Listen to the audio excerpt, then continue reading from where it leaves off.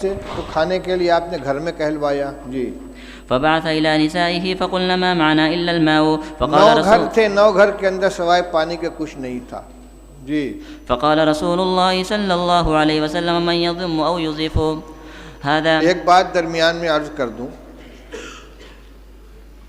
مولانا سعد صاحب نے بھوپال میں تقریر کی ہے کہ دعوت اور تعلیم دونوں سنت کے راستے سے ہٹ گئے ہیں، اور مثال اور دعویٰ کیا کیا ہے کہ صحابہ کرام رضی اللہ تعالیٰ عنہ خود رسول اللہ صلی اللہ علیہ وسلم کے گھر کا انتظام کرتے تھے. یعنی طالب علم کی یہ ذمہ داری ہے کہ وہ استاد کی کفالت کرے.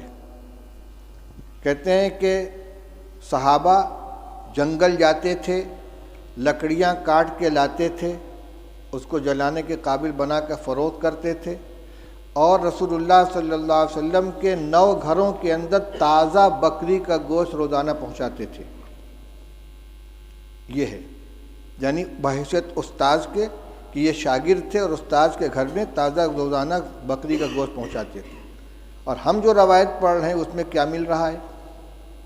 اس میں یہ حضرت عائشہ رضی اللہ عنہ فرماتی ہیں کہ ایک چاند نکلتا تھا، دوسرا چاند نکلتا تھا اور تیسرا چاند نکلتا تھا، اور رسول اللہ صلی اللہ علیہ وسلم گھروں میں آگ نہیں جلتی تھی.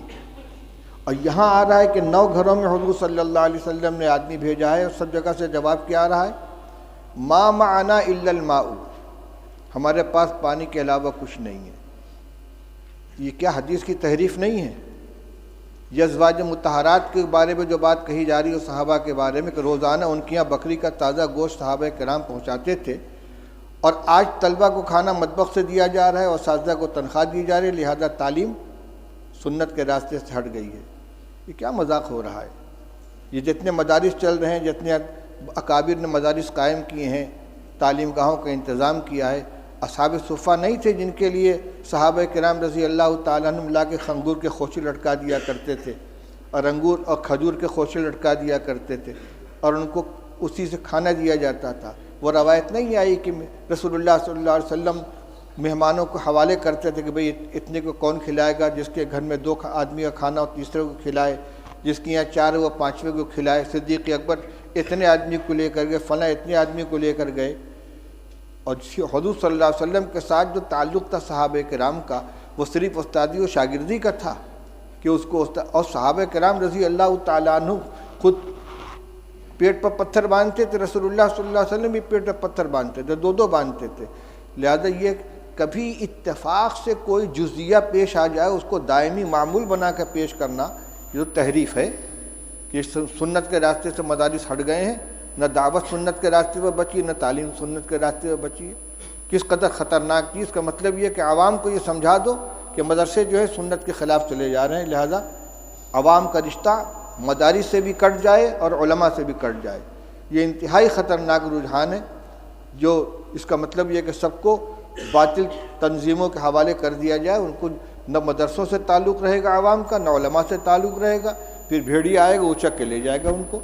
اس پہ مجھے یہ یاد آیا کہ صحابہ حضور صلی اللہ علیہ وسلم نے ایک مہمان کے لیے گھروں کے اندر کہلوایا ہے، تو سب جگہ سے یہی شکایت آ رہی ہے. حضرت انس رضی اللہ تعالیٰ عنہ کی روایت پڑھ چکے ہو کہ بدبودار جس میں مہک پیدا ہو گئی تھی، ایسی چربی لے کر حضور کی خدمت میں پہنچے ہدیہ کے طور پر، اور کہتے ہیں کہ رسول اللہ صلی اللہ علیہ وسلم کی 9 ازواج مطہرات تھیں اور کسی گھر میں کھانے کو نہیں رہتا تھا.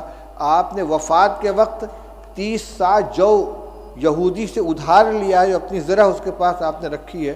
کس زمانے میں یہ گوشت دیا جاتا تھا بھائی کہ وفات کے وقت حضرت عائشہ حضرت رسول کریم صلی اللہ علیہ وسلم مقروض تھے یہودی کے، اور غلہ تھا. حضرت عائشہ رضی اللہ عنہ کی روایت پڑھ چکے ہو کہ آدھا وسق جو تھا میرے پاس، رف پہ رکھا ہوا تھا، اس میں سے میں کھایا کرتی تھی. ایک دفعہ تول دیا تو سب ختم ہو گیا. یہ جو کو کھایا جا رہا ہے پکا پکا کے، اور یہ تازہ گوشت روزانہ پہنچا رہے ہیں. افسوس ہوتا ہے اس طرح کی حرکتوں کے اوپر. چلو پڑھو روایت. فقال رجل من